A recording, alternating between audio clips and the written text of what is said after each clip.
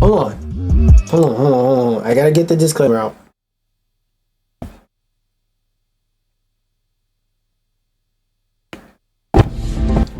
Now, something I always say on these streams is I like to stay away from rumors as much as possible, and the only time I touch it is when I think I have something to say about the topic. This is one of those times. But again, treat everything in this video as just yappage for giggles and shits and not pure facts. Now, there may be factual statements in here, there may not be. I don't know. I'm treating everything as a lie for giggles, shits, and my own mental health. That being said, let's go back to let's go to this article. I wouldn't be surprised to see that trend continue. GTA 6 is currently slated for PS5 and Xbox Series X/S, but there's been no official mention of a PC release so far. That's surprising in the year of our Lord and Savior 2025, when big releases are often released simultaneously across all three platforms, or at least follow up soon with a PC port. Speaking of Zelnick teased, there go that word, teased, so he has not confirmed anything, a portable computer release, portable too, but personal computer release of Grand Theft Auto 6 Edition will be on the way. But the company tends to not go all across platforms simultaneously. So with Civilization 7, it's available on console and PC and Switch right away, Zelnick said, making comparison with, oh my god, cut this shit off. Making comparison with Firax's recently launched Civ 7. With regard to others in our I hate when they do that shit. The quote says something plain as day and you want to repeat it. So with Civ 7, it's available on console and PC right away. With regard to others in our lineup, we don't always go across all platforms simultaneously. Historically, Rockstar has started with some platforms and then historically moved to other platforms. Yeah, but historically we not in them times no more. Historically we're in a different time period. Interestingly, Zelnick admitted that the PC version of a multi-platform game can generate 40% of overall sales. As a result, the PC platform is growing in importance. Yeah, that's right. More people who are gaming enthusiasts are switching over to PC because we're realizing if you want to play PlayStation games, they're going to come to PC. You want to play Xbox games, they're coming to PC. You want to play Nintendo games, you got to get a Nintendo console. And if you're a fan of Nintendo games or not, meaning you were going to get a Nintendo console any fucking way. Because Nintendo would rather jump off a bridge doing backflips and a deuces sign off of a bridge into a body of straight concrete, unsettled concrete, and just sink in and get stuck in the concrete, wait till the concrete harden and just stay there for the rest of eternity. Birds pooping and peeing all over their face and mouth, people dropping pizzas on their face, corpse rotting in that damn concrete. Nintendo would rather have all of their employees that they love, and Nintendo is a company, they're not immune to crunch, but they definitely are nicer to their employees from what I've seen than a lot of other companies. They would rather have all their employees do that, all the heads Miyamoto down from Miyamoto, Sakurai, all of them would rather do that than ever port a Nintendo game to another platform. And all Nintendo people who are fans of any Nintendo franchise know that the best version is still going to be on PC. But generally speaking, if you want to legally support the gaming industry, you're going to buy a Switch. So that being said, a lot of companies have to release on certain platforms. Grand Theft Auto doesn't. Because let me remind y'all yet again, Grand Theft Auto, Rockstar are one of the very few companies privileged to have what I like to call borderline infinite money. Why? Because they have borderline infinite money. They can wait 20 years to drop GTA 6 and still sell 10 million copies day one. They can wait 30 years, still make 10 million copies day one. Why? because their fan base of rabid fans is so large. The amount of people that will buy this day one off of being hardcore Grand Theft Auto fans, in combination with the people who are like just normally just buying the game because, oh, Grand Theft Auto's cool, we haven't seen a new Grand Theft Auto game in a long time, fuck it, I'll buy it. The size of those two groups of people are so immensely large that the general people that will be turned off by waiting a long time for a new Grand Theft Auto game are smaller than the amount of people that are going to buy it. And even if it is inverse, the verse is so negligible because they have so many people that are going to buy it day one, no questions asked. Doesn't fucking matter. The focus for GTA 6 Edition for now are the console releases, blah blah blah. When you have a big title in the market, and we have many of them coming, historically that has sold consoles. Yes, but historically those have been the main and only ways to play it, because in previous generations and previous decades it was way harder to build a PC. It didn't get really easy to build your own PC until like I'll say 2015. Anytime before that, if you wanted to build your own PC, nigga, there was no PC parts picker.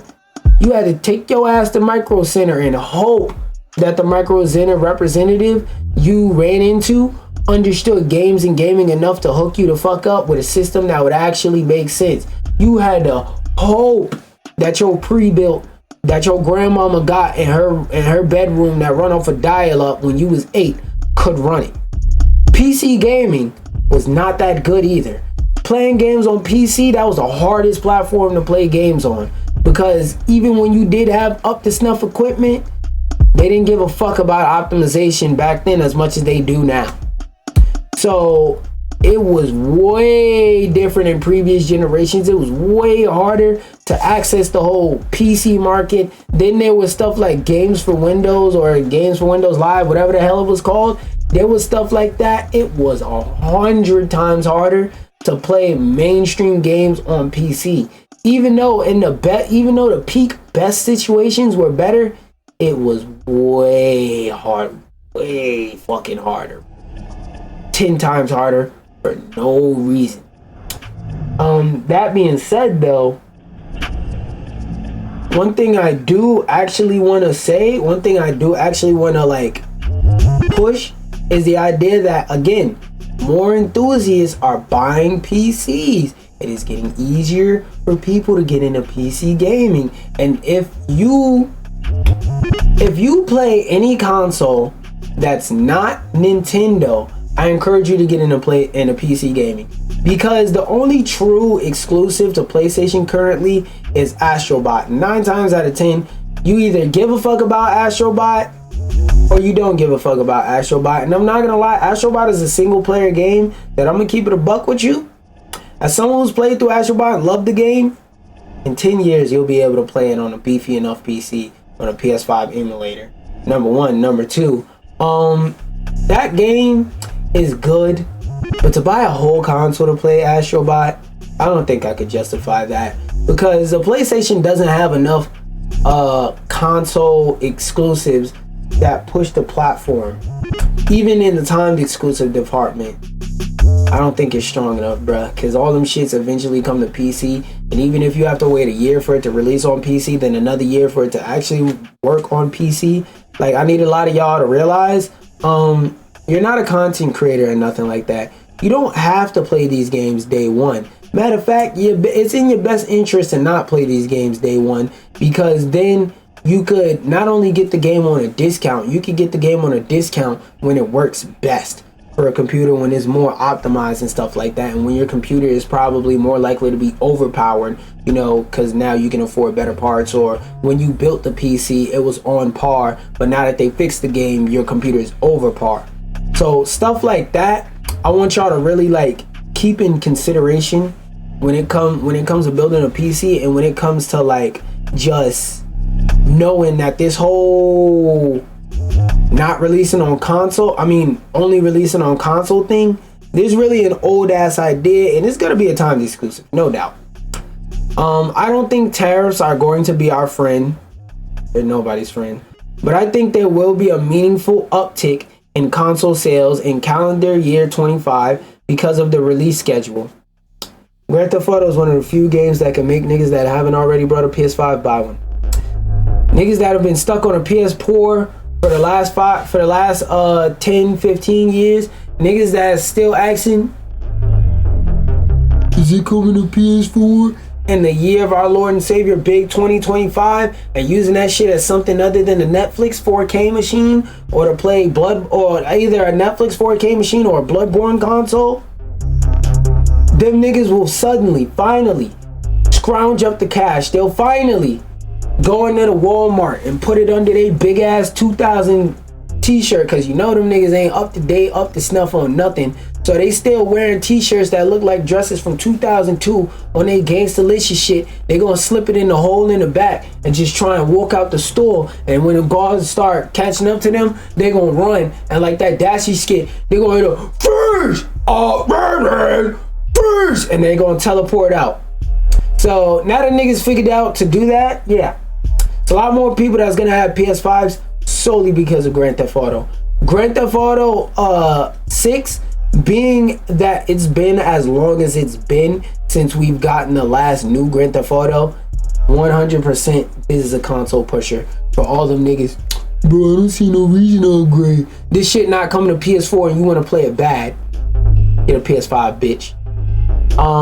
Not just coming from us, solely coming from y'all, but coming from others, solely coming from y'all.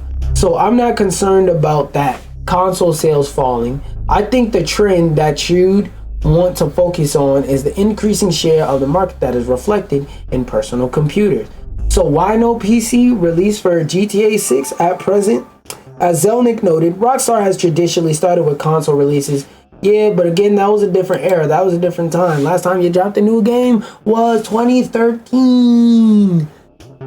2013. You know what happened in 2013? The PlayStation 4 was less than a year old. It just came out. Okay?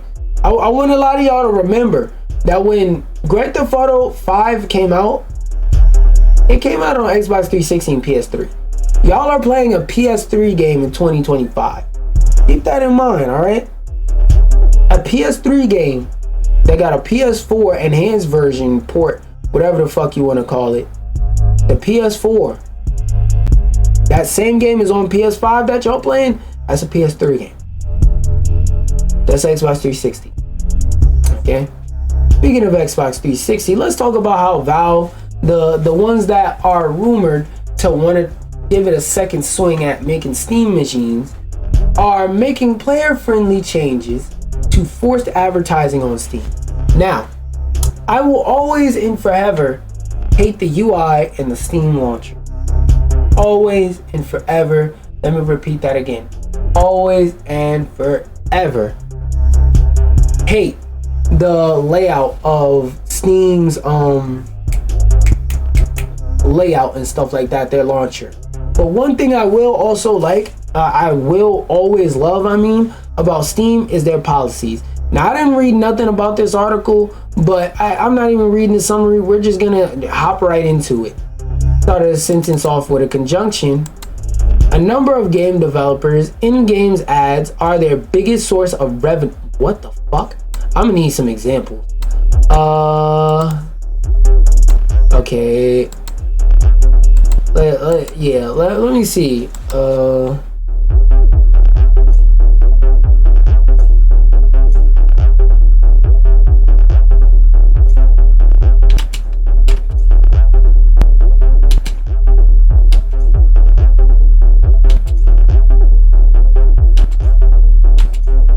Money. Nope.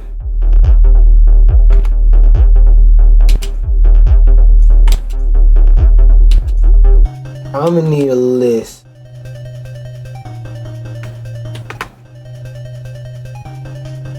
I'm gonna need some examples. Oh, Zigna, that does make sense. Latica, who the fuck is that? Known for Angry Birds. Hopefully is currently one of the top. Who the fuck is that? Games like Star Trek Fleet Command, Marvel Strike Force. Okay, so I know who the fuck y'all are. Search. Let's back that up. Girl, you look good. Company that develops Funfly, PTLTE game. Last War Survival. The fuck is that?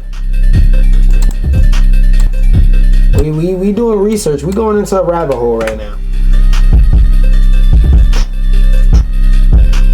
The fuck?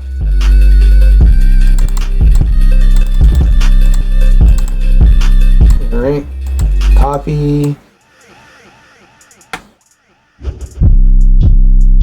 What the fuck? This game is real?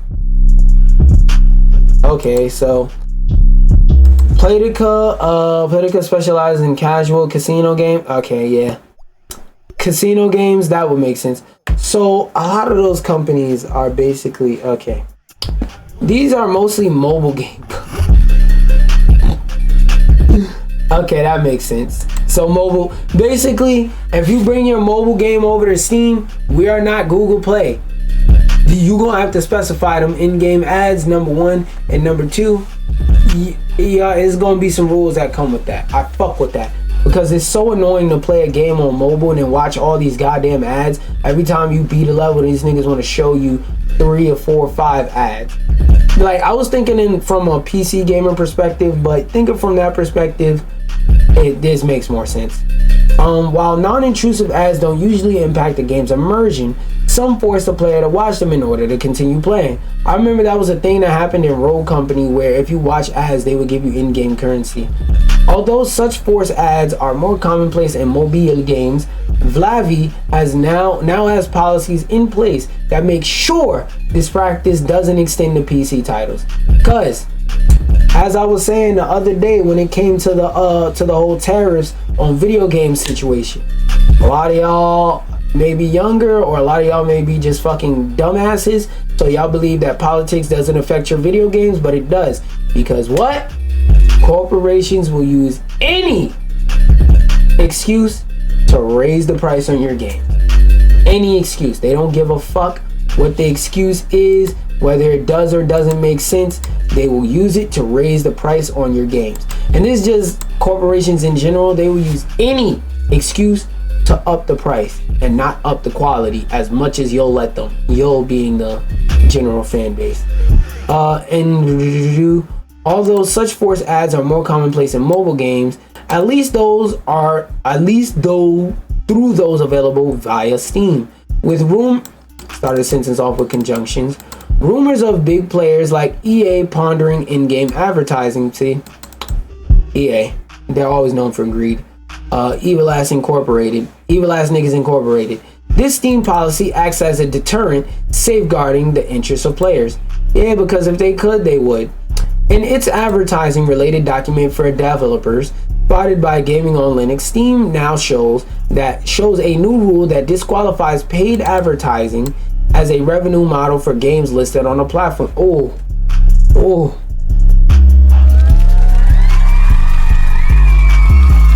They said, hey, if you want to make money off of ads in your game, keep that shit on mobile. Keep that bullshit on Grammy's Facebook game. Don't bring that stuff to like our AAA releases. Hell no. As a revenue model for games listed on the platform, according to the post, games cannot force users to engage with ads in order to play or lock gameplay behind an ad. In addition to this, they cannot incentivize players to watch ads by offering them rewards. So what I mentioned with Rogue Company, that shit's not gonna fly, gang. They said all that paid advertising shit, get the fuck off our storefront with that. Steam can't help but catch W's when it comes to creating policies. They stay cooking over there. Furthermore, the policy page dictates that a developer cannot charge another for Steam features, including bundles, sale pages, store pages, franchise pages, and the like. SteamDB on Blue Sky This stance on in-game ads has existed on Steam for quite a while now, but is more visible thanks to the newly added documentation chain. Shout out Blue Sky. I'll still be on there. Follow me on Blue Sky. Throughout the years, Valve has gained quite a good reputation amongst gamers, especially the personal computer gaming community, due to its many player-first decisions. And yeah, well, not player-first decisions as in the people that ran shitty firsts, but player-first as in they're consumer-friendly with their practice. The latest change to underline Steam's policy on ads and in-games is one of the several consumer-friendly moves that the Half-Life developer has implemented recently. And yeah, they're basically trying to promote their other article, blah, blah, blah, blah, blah. Steam caught another W. They caught another W. But you know who didn't catch another W? Dragon Age co-creator when he was talking to EA. Well, I should say EA, but I'm saying the Dragon Age co-creator because you know they gonna fuck. Yo, the whole situation with how they're going back and forth and publicly shitting on the big wigs that's handled inside of BioWare, I wouldn't be surprised if some upper staff were to get laid the fuck off because they really talking hot right now. And you know EA loves to fire niggas because they love to be as cheap as possible. Dragon Age co-creator. Oh wait, I read that already. The audience is still here and waiting. During a financial call, EA boss Andrew Wilson said Dragon Age the Veilguard failed to resonate with a broad enough audience. Well, yeah, it's a very, very niche game, and yeah, that game went through a bit of development hell. So for those of y'all who don't know, basically EA told BioWare, the makers of Dragon Age Veilguard, they went to BioWare and said, yo, gang, I'm not gonna hold you. We need a live service game out you, bruh. And if you look in BioWare's tenure, I don't feel like doing it now. Look up BioWare past games. BioWare is known for making is not known for making live service games. The last live service game they made was ass and it flopped, and you turned around and asked them to make another one, even though they're creators of one of the most beloved franchises in video gaming history, which is Mass Effect. So that bewilders me. And previously, and they might pop this up, but previously he basically said this. He said to the executives, like, y'all surprised this shit undersold and that the core fan base didn't fuck with it?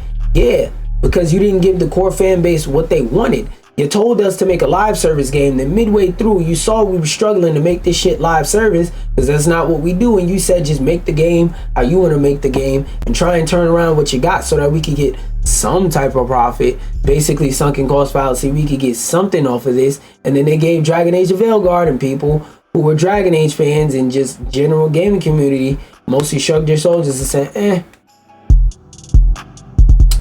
Last week, EA restructured Dragon Age developer BioWare, to focus on Mass Effect 5, and they basically moved everybody over to college football because that game is a money printing machine. College football, FC Sports, FIFA, Madden, they move people over to all of those teams because they're like, look, you're not making enough money to justify your existence within this company. But they are. The shitty borderline live service games, they're making enough money to justify their existence. Why aren't you? So that's a thing that they really want to like go over and think about pretty hard. And I'm not go over, but that they've been going over and thinking about pretty hard. So it's like, what do? Do you let them keep working on this game that's barely making money, or move them over to this other game? They chose to move a lot of people over to this other game because, and it says it right there, they got 1.5 million people to buy the game, or just about, and for them that wasn't enough. Higgin has chronicled some of Dragon Age's development challenges, blah blah blah blah. Andrew, however, suggested BioWare's role-playing games, RPGs, need to have shared world features and deeper engagement alongside high-quality narratives to reach the success EA demands. So literally, if you're not reading between the lines with this statement, what he's saying is this is the corporate way to tell somebody, I told you so, you fucking idiot. I told you how this was gonna go, and your dumbass wanted to do something else. So I don't feel bad that bad things happened to your dumbass after you did some dumb shit. I feel bad for the people affected by the dumbassery that you just committed.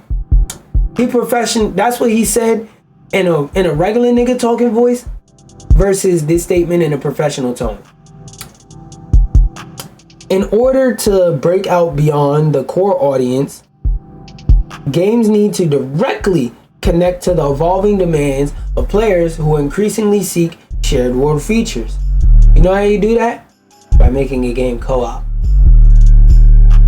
But no, it had to be live service, right? Who increasingly seek shared world features and deeper engagement alongside high quality narratives in this beloved category. Dragon Age had a high quality launch and was well reviewed by critics and those who played. However, it did not resonate with a broad enough audience in this highly competitive market. Let me break that down for y'all a little bit.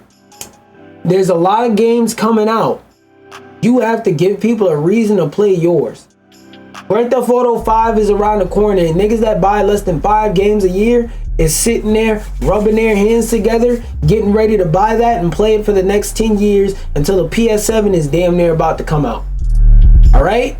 So it's a really competitive market right now. There's 100 games that people want to play, and when it comes to live service games, I don't think a lot of these companies realize that the hardest game to get somebody to play is a live service game. But the simple fact, people have spent thousands of dollars playing other live service games like Roblox and Fortnite. What is your game gonna do that takes them off of that game and puts them onto your game? I'm gonna give you a hint. The answer is usually not a goddamn thing. Dragon Age had a high quality launch and was well reviewed by critics and those who played. It was. However, it did not resonate with a broad enough audience. Most took Wilson's comments to mean if Dragon Age of Veilguard had shared world features and deeper engagement, it might have sold more copies. IGN reported a development reboot backed by EA saw Dragon Age shift from the skeleton of a multiplayer game with repeatable quests, blah, blah, blah, blah, blah. I told y'all about that. It was supposed to be an RPG, but at the last, it was supposed to be one thing. Then EA said, oh, nah, it's not working out, switch off. Which is what I wish more of you niggas would do in Marvel Rivals, but I digress. Now former prominent BioWare staff are having their say on social media. Basically, they're going online saying our leadership fucking sucks.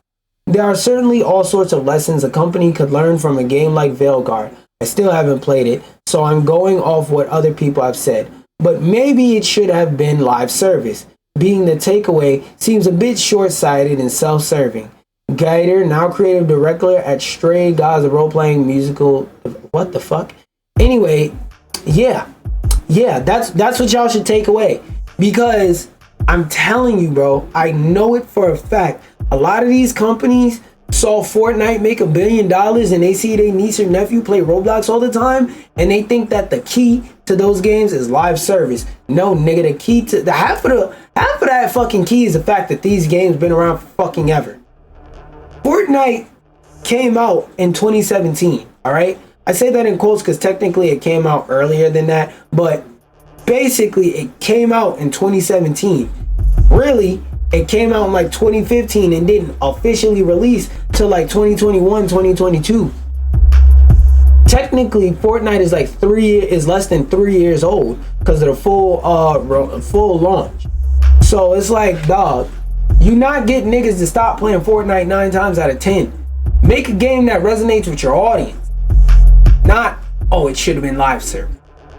That's how these dumbass bigwigs work. They only see dollar signs, but not why the dollar signs are there. Not that there's any shortage of that when it comes to deciding why a game doesn't do well. But the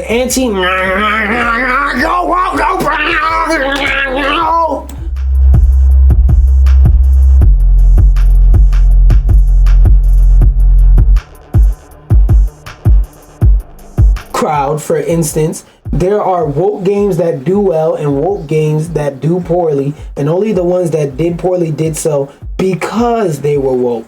Says more about them than the game. Yeah, that's another thing. This game had narratives surrounding it about being woke, being not woke, but we don't listen to them niggas over there. We make fun of them and we point our finger and laugh and ridicule them on sight. Big Bro then said, Elect Evil Ass Niggas Incorporated should follow the lead of Baldur's Gate 3 developer Larian and double down on what Dragon Age did best. Basically, stop telling the creatives what to create. Okay? You know why the creators are in a position to make the big bucks? Because you let them niggas cook up, and they cooked up some fucking heat for you before. Baldur's Gate 3 is, of course, a massive hit, and while it has multiplayer co-op, it is predominantly a single-player RPG experience. This is the happy medium y'all could have had. Y'all could have made it a multiplayer. Y'all could have made it a primarily single-player game with some multiplayer co-op features and functions. Basically, pull an Elden Ring seamless co-op mod, and this shit would have been fun. It is predominantly, my advice to EA, not that they give a fuck, because they're just still gonna keep funneling all their money that they get from Madden back into Madden. You have an IP that a lot of people love deeply, and at its height, sold well enough to make you happy at those times, right? Look at what it did best at the point where it sold the most. Follow Larian's lead and double down. On that. The audience is still there, just waiting for you to drop a banger that they asked for. Big Bro wasn't the only former prominent Dragon Age developer to... God damn, how much longer is this shit? Oh no, that's just the chat. Like that. Well, their chat. But,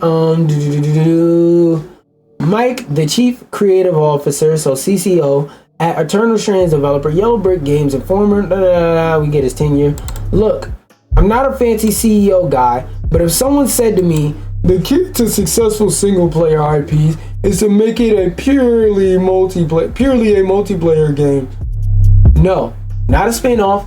Fundamentally change the DNA of what people loved about the core game to me. I'd probably quit that job or something. Damn. He said, if you say some stupid shit like that to me, I'm gonna just have to quit this position.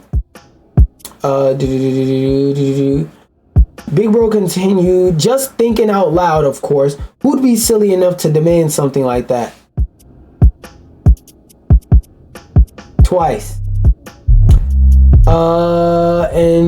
Historically, blockbuster storytelling has been the primary way our industry brought beloved IP to players. The fact. And that I don't believe that changed. Yes, there is room in the space for stuff like Fortnite, Roblox, 2K, which I don't even know if that shit has a story mode anymore. Yes, there is space and room for those, along with all the story games. But it's dog, if y'all stop making the story games, there won't be no room because they won't exist. There's always going to be indie developers, but their budget and ability is going to always be limited. So it's going to be harder for indie developers to make very large and expansive games. The game's financial performance highlights the evolving industry landscape and reinforces the importance of our actions to reallocate resources towards our most significant and highest potential opportunities. Stop trying to police creativity. Let the creators create. I was gonna read this. I don't really give a fuck. Something I do wanna mention is Discord now lets you quietly block people. They basically have an ignore button. So if somebody keeps sending you Discord kitten messages and you're like, man, nigga, this ain't no person, you can now hit ignore on their shit. That being said, I'm about to hop on Warhammer for a bit. My heart. You're watching this live on Twitch. You do not have to get off the Twitch stream. You just simply have to hit reload.